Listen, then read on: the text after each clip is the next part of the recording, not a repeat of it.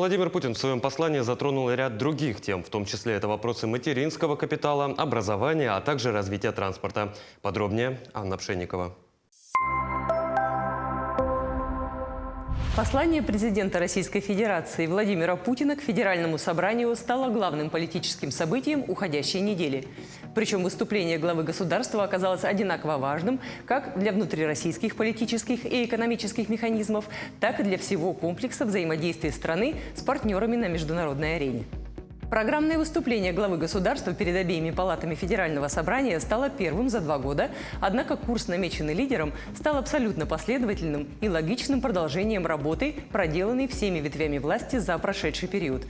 Владимир Путин наметил векторы развития страны по ключевым направлениям. Остановимся на главных.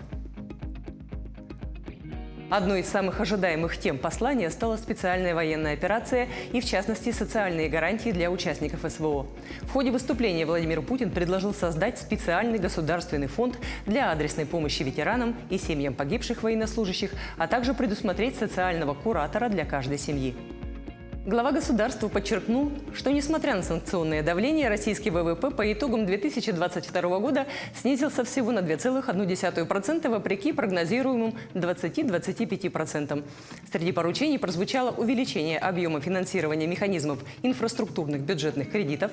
Займы сроком до 15 лет под 3% годовых будут направлены на строительство, реконструкцию, ремонт объектов транспортной, инженерной, коммунальной и социальной инфраструктуры. К предусмотренным 250 миллиардам рублей глава государства пообещал добавить еще 50 миллиардов. Из озвученных сумм 100 миллиардов будет направлено адресно в Дальневосточный федеральный округ.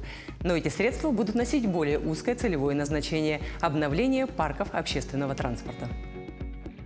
С этого года начнет действовать программа по строительству и ремонту систем ЖКХ. В течение 10 лет в эту сферу планируется инвестировать до 4,5 триллионов рублей. Президент отметил, что впервые в истории Российской Федерации объемы ввода жилья превысили 100 миллионов квадратных метров. Также глава государства анонсировал запуск льготной программы аренды жилья для работников оборонно-промышленного комплекса. Повышение минимального размера оплаты труда выше уровня инфляции, по мнению экспертов, стало сейчас наиболее необходимым для укрепления благосостояния россиян. Дополнительная индексация МРОТ составит 10%. С 2024 года минимальный размер оплаты труда поднимется до уровня 19 242 рубля. Сейчас уровень бедности в стране составляет 11%. Принятая мера позволит снизить его до 6%. В сфере высшего образования президент страны предложил вернуться к традиционной российской системе обучения специалистов сроком от 4 до 6 лет. При этом даже в рамках одной специальности и одного вуза могут быть предложены разные программы в зависимости от конкретной профессии, отрасли и запросов рынков труда. Эти и другие меры, по словам главы государства, дадут гражданам России дополнительные возможности в получении качественного образования.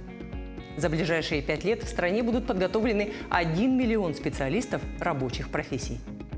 В заключении президент страны отметил, что в будущем государство обратит особое внимание на развитие следующих направлений: перспективные внешнеэкономические связи, новые логистические коридоры, развитие инфраструктуры регионов, включая программу социальной газификации, развитие российской экономики, в том числе через поддержку бизнеса. По данным ВЦИОМ, проводившим исследования в 10 городах России сразу после прямого эфира из зала Гостиного двора, послание президента вызвало положительную реакцию более чем у 80% россиян.